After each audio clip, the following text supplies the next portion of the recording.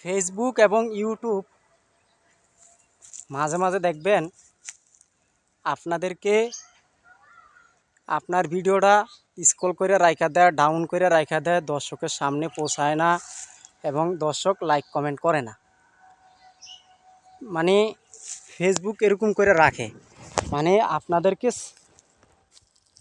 করে চেক করে। হ্যাঁ, তো ভাই, আপনি যখন কোম্পানিতে চাকরি করেন, কিছু কিছু কোম্পানি আছে দেখবেন আপনাকে পরীক্ষা করবে। কিছু কিছু কোম্পানি আপনাকে পরীক্ষা করবে, তো তেমনি ভাই ফেসবুক ইউটিউব আপনাকে মাঝে মাঝে পরীক্ষা করে। এই যে আপনার ড্যাশবোর্ডটা লাল হয়ে যায়, এরপরে আপনার ভিডিওটা দর্শক কমেন্ট করে না বা দর্শকের কাছে পৌঁছায় না, এরকম অনেক অডিয়েন্স আছে। দেখবেন ভিডিওতে ভিউ দেখা গেছে আপনার লাইক কমেন্ট শেয়ার করছে বেশি, এরপরে আপনার ভিউ কম।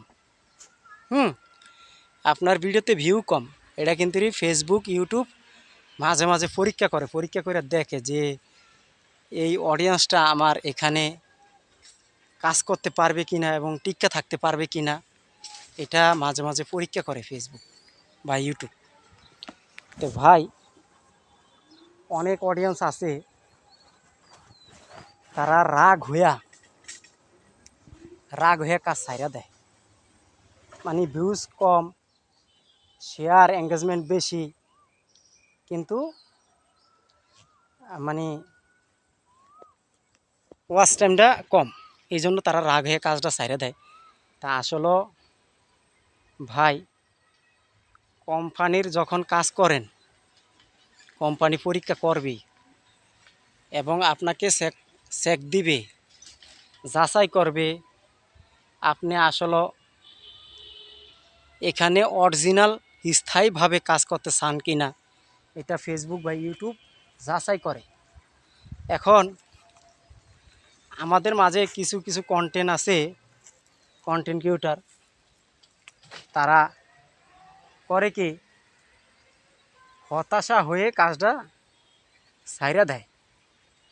তো ভাই, আমার কথা হইল আমরা হতাশা হওয়ার প্রয়োজন নেই, এবং কি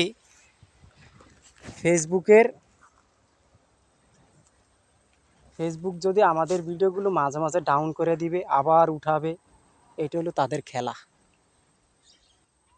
ফেসবুকের খেলা কেউ ধরতে পারবেন না। দেখবেন হঠাৎ করে আপনার একটা ভিডিও ভাইরাল করে লাইছে, আবার একটা ভিডিও ভাইরাল হইলে আপনার সব ভিডিও ভাইরাল।